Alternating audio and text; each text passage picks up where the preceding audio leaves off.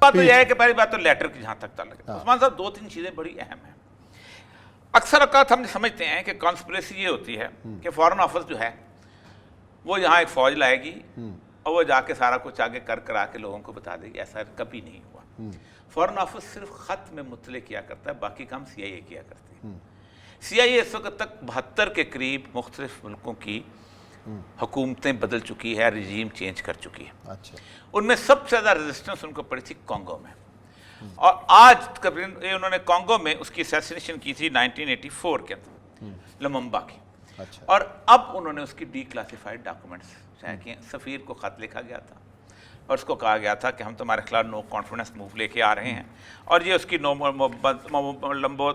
Confidence move ہوئی تھی، وہ اس نے نہیں مانا تھا، ایسے جیسے عمران خان مان رہے تھے. ہاں، انہوں نے فوج کو لے آئے تھے اور فوج کے بھی اس نے نہیں مانا تھا. پھر انہوں نے لممبا کو قتل کر دیا تھا، اور جب قتل کیا تھا تو پھر 4 سال تک کانگو کسی سے سنبھالا نہیں گیا تھا. ایک بات یہ یاد رکھیے. تو یہ اگر کوئی کندھا کہتا ہے نا کہ اس خط سے کانسپریسی ناممکنات میں سے کبھی بھی خط سے پکڑی جاتی ہے. خط بنیادی طور پہ انڈیکیشن دیتا ہے کہ کیا ہوا، اور اگر ویسے ہی ایونٹس لیڈ کریں کہ اگر خط میں لکھا ہے کہ no confidence move no confidence move ہو، اور پھر خدا نخواستہ اگر عمران خان پہ اسیسینیشن اٹیمپٹ ہو تو پھر اس کے بعد باقی صورتحال بنے، تو پھر اس کا مطلب یہ ہے کہ یہ پھر 22 سال بعد وہ نکل آتا ہے. اور سی آئی اے وہ چیز ہے. یہ میرے سامنے ایک کتاب ہے، اس کے میں بتاتا ہوں. اس کا نام ہے کنفیشنز فرام اے پروفیشن. ایک صحافی کی، اس کی کتاب کا نام ہے پریسٹیٹیوٹس ان دا سروس آف سی آئی اے. ٹھیک ہے. اس نے وہ لسٹ دی ہے پوری دنیا میں سی آئی اے کے لوگوں کی کہ جن کے ذریعے سی آئی اے جو ہے رجیم چینج کرتا ہے. وہ کہتا ہے کہ 2 لوگ ہوتے ہیں، سیاستدان اور دوسرا پریس کے لوگ جن کو انہیں خریدا ہوتا ہے. تو ایک بات تو یہ ہے کہ یہ میں تو سمجھتا ہوں کہ اگر پاکستان میں یہ بار بار ہوا رجیم چینج، عمران خان کی پہلی دفعہ نہیں ہو رہی.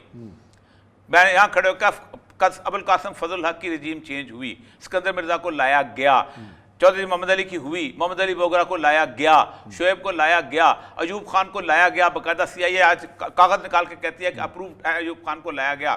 ضیاء الحق کو مروایا گیا، بھٹو خط لہراتا لے گیا.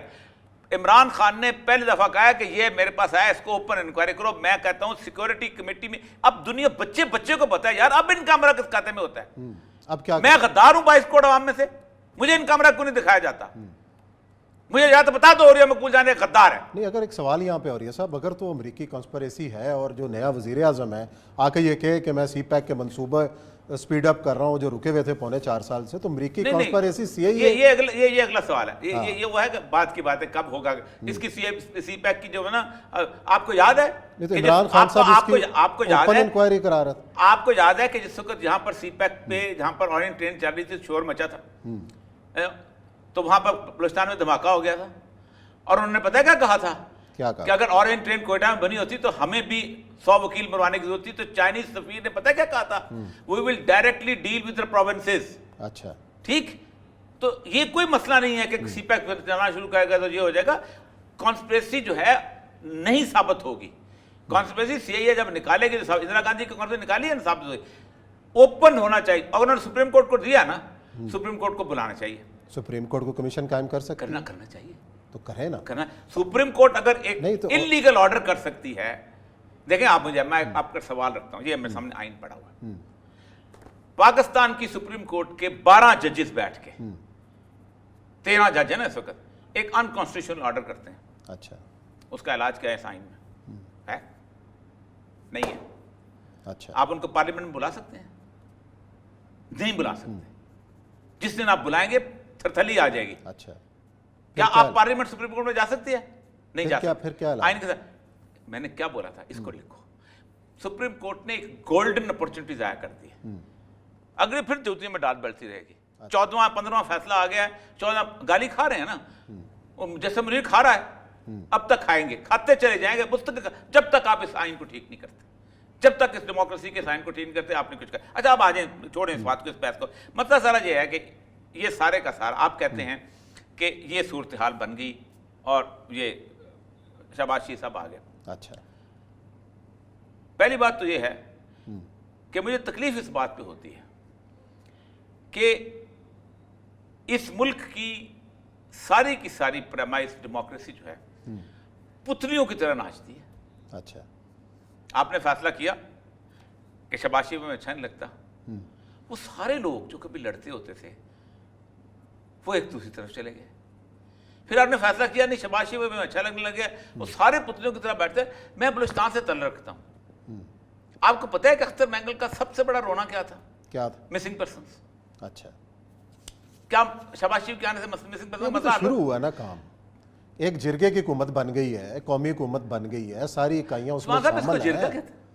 हाँ। आप मुझे बताएं पाकिस्तान तो की अख्तर मैंगल साहब पाकिस्तान की सबसे बड़ी political party, single majority party उस जिरगे में आई नहीं, आप उसको जिरगा कह रहे हैं। तो वो तो खुद भाग गई है। नहीं तो ठीक किया ना उन्होंने। क्यों उन्होंने इसलिए ठीक, देखिए उन्होंने ठीक किया, उन्होंने सर असेंबली में रह के क्यों नहीं लड़ सकते? नहीं बिल्कुल नहीं लड़ना चाहिए था। क्यों नहीं लड़ना चाहिए? उसलिए लड़ना नहीं चाहिए कि जिस आइन को आप उठा के फेंक दे नाले में और आप कहें कि नहीं 12 बजे रात को हमने अदालत लगानी है। अच्छा। और हम आइन के अलग अपने तो आप जब अमल नहीं कर रहे होंगे तो वो अदालत लगानी है ना।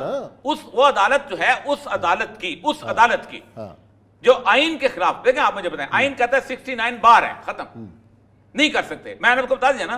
क्या आज 12 जजेस सुप्रीम कोर्ट के गलत फैसला करें, क्या स्पीकर बुला सकता है उनको? वो कह दें औरिया मकबूल जान को फांसी दो, उसने कोई सजा नहीं दी हुई, स्वाय अल्लाह ताला के औरिया मकबूल जान के पास अपील है कोई? नहीं है। अच्छा, नहीं बुला सकते आप, इस तरह वो भी नहीं बुला सकता स्पीकर को वहां।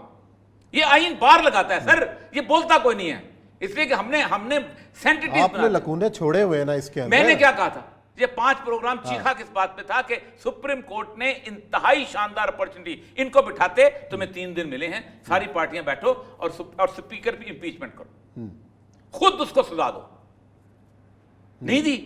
ये है पाकिस्तान का क्राइसिस। अच्छा। और यही क्राइसिस मैं आपको बात बताऊं, इस लंबा के बाद पाकिस्तान के अंदर, ये पाकिस्तान में मैं 77 देखा हुआ उस्मान साहब, पाकिस्तान में ये फॉर द फर्स्ट टाइम है कि थ्रू आउटसाइड पाकिस्तान और पाकिस्तान के 200-250 शहरों के अंदर बेयक वक्त विदाउट एनी ऑर्गेनाइजेशन कॉल आई है, अरप्ट हुई है। किसी ने कोई प्लानिंग नहीं की, किसी ने कुछ नहीं किया, एक ऐलान है और उसके ऊपर लोग निकले। ये ऐसा पहले मैं 3 महीने के बाद जाके 9 अप्रैल आया था यहाँ पर। अच्छा, जब 77 हुआ था, और हुआ क्या था कि 10वें अप्रैल के ऊपर फौज ने गोली चलाने से इनकार कर दिया था क्योंकि लोग इस लेवल पे आ गए थे। अगर ये टेम्पो बन मतलब गया, आपका कहने का मतलब ये है कि ये मामला इमरान खान साहब एजिटेशन की तरफ लेके जाना चाह रहे हैं और एनार्की पैदा करना चाह रहे हैं। हमने एनार्की की बात सर एनार्की है ना, जब आप कह रहे हैं कि गोली चलाने की नौबत आ रही है। नहीं मानता ना, अगर एनार्की होगी तो होगी। मैंने उसका इमरान खान जाने हैं, मुझे नहीं पता। मैं तबसरा निगार नहीं हूं उस बात का कि इमरान खान अनार्की पैदा चाहे। मुझे इतना पता है कि अनार्की पैदा हो जाएगी। अगर आप देख लीजिएगा सिचुएशन, मतलब मैंने रात को मूड देख लिया। और आप, मैं एक बात बताऊं आपको, नहीं मैंने भी देखा, और मैं भी गया। अब एक बात बताऊं आपको, आप लोगों के ट्विटर्स के ऊपर, सिर्फ लोगों के ट्विटर्स के ऊपर पब्लिक के कमेंट्स पढ़ लें। सर ट्विटर के ऊपर जो थे ना, हमारे जो मुशर्रफ साहब थे, वो ट्विटर देख के ही तशरीफ ले आए थे। हक में नहीं, और 400 बंदा नहीं था एयरपोर्ट के ऊपर। और आप जरा नहीं, 400 बंदे की बात नहीं है, 400 बंदे की बात नहीं, इमरान खान के हक की बात। चलो ब्रेक ले लेते। मैं उन लोगों की बात कर जिनको इस एक्शन के ऊपर इस वक्त पब्लिक रिजेंटमेंट फेस करनी पड़ रही है।